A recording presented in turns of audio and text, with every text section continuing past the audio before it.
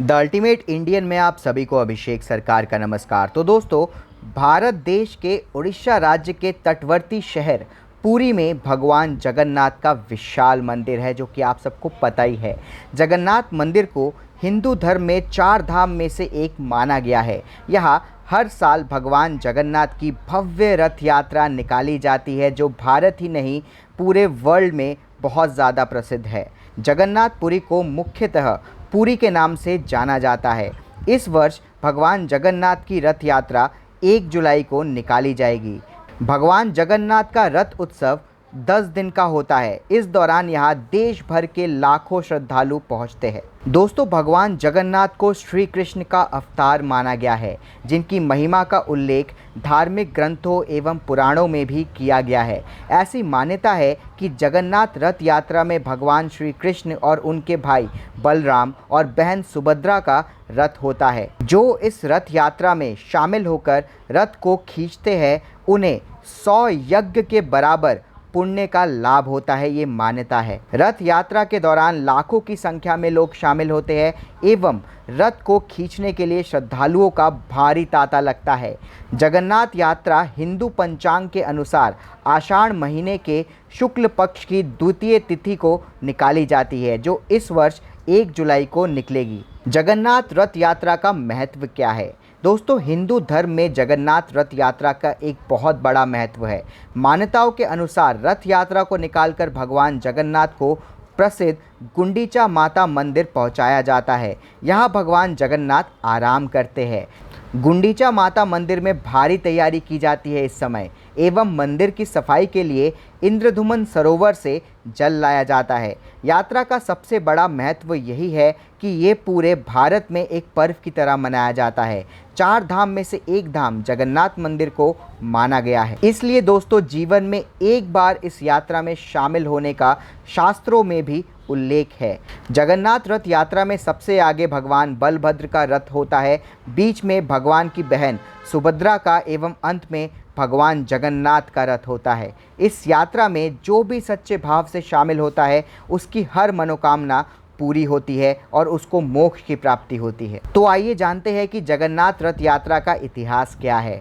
भगवान जगन्नाथ की रथ यात्रा देश में एक पर्व की तरह तो मनाई ही जाती है, इसलिए पुरी के अलावा कई जगहों पर यात्रा निकाली जाती है। रथ यात्रा को लेकर कई तरह की मान्यताएं एवं इतिहास है। बताया जाता है कि एक दिन भगवान जगन्नाथ की बहन सुभद्रा ने नगर देखने की चाह रखते हुए भगवान से द्वारका के दर्शन कराने की प्रार्थना की। तब भगवान जगन्नाथ ने अपनी बहन को रथ में बैठाकर नगर का भ्रमण करवाया, जिसके बाद से यहाँ हर वर्ष जगन्नाथ रथ यात्रा निकाली जाती है। इस यात्रा में भगवान जगन्नाथ, उनके भाई बलराम एवं बहन सुमित्रा की प्रतिमाएं रखी जाती है और दोस्तों, उन्हें नगर का भ्रमण करवाया जाता है। यात्रा के तीनों रथ लकड़ी के बने होते हैं, जिन्हें श्रद्धालु खींचकर चलते हैं। भगवान जगन्नाथ के रथ में 16 पहिए होते हैं, भगवान बलराम के रथ में 14 पहिए होते हैं और सुभद्रा के रथ में 12 पहिए होते हैं। यात्रा का वर्णन संकट पुराण, नारद पुराण, पद्म पुराण और ब्रह्म पुराण आदि में मिलता है, इसलिए ये यात्रा हिंदू धर्म में काफ़ी खास है। अब जानते हैं रथ यात्रा में कुछ रिचुअल्स के बारे में। जगन्नाथपुरी में रथ यात्रा की परंपरा में बहुत तरीके के रस्में निभाई जाती है। प्रभु जगन्नाथ की यात्रा उनके मंदिर से प्रारंभ होती है और 2 किलोमीटर के मार्ग का सफ़र तय करके गुंडीचा मंदिर पहुंचती है।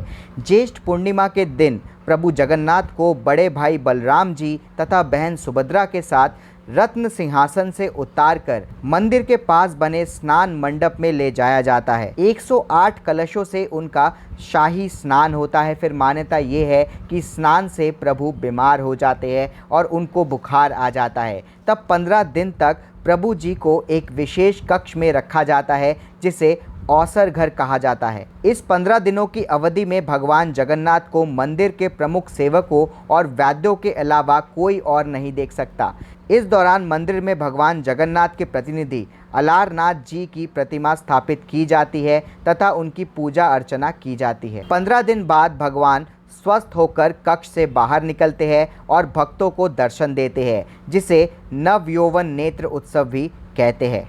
इसके बाद द्वितीया के दिन महाप्रभु श्री कृष्ण और बड़े भाई बलराम जी तथा बहन सुभद्रा जी के साथ बाहर राजमार्ग पर आते हैं और रथ पर विराजमान होकर भ्रमण पर निकलते हैं। रथ यात्रा के पहले दिन एक और रस्म होती है जिसको कि छेरा पहरा कहा जाता है, जिसमें पुरी के महाराज के द्वारा यात्रा मार्ग और रथों को सोने की झाड़ू से साफ किया जाता है। इसके बाद पहांडी एक धार्मिक परंपरा है जिसमें भक्त बलभद्र, सुभद्रा और भगवान श्री कृष्ण को गुंडीचा मंदिर तक रथ यात्रा करवाते हैं। दोस्तों, एक और फैक्ट मैं आपसे शेयर कर दूं कि भगवान जगन्नाथ का जो रथ है उनको नंदी घोष कहा जाता है। उनका जो हाइट है वो 44 फीट का होता है। नंदी घोष के जो पहिए होते हैं उनका जो रंग होता है वो रेड और येलो होता है। भगवान बलभद्र का जो रथ होता है उसका नाम है तलध्वज। इसकी हाइट होती है 43 फीट और दोस्तों इसमें 14 पहिए होते हैं। सुभद्रा के रथ का नाम है पद्मध्वज। इसमें 12 पहिए होते हैं। दोस्तों, जो भगवान जगन्नाथ का जो रथ है उसको गरुड़ ध्वज भी बोला जाता है। इस समय जो भगवान जगन्नाथ के सारथी होते हैं उनके रथ के, उनका नाम है दरुका और जो 4 घोड़े होते हैं उनका नाम है शंखा, बलहका, श्वेता और हरिदासवा।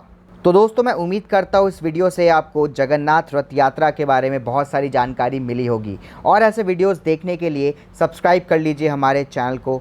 जय हिंद।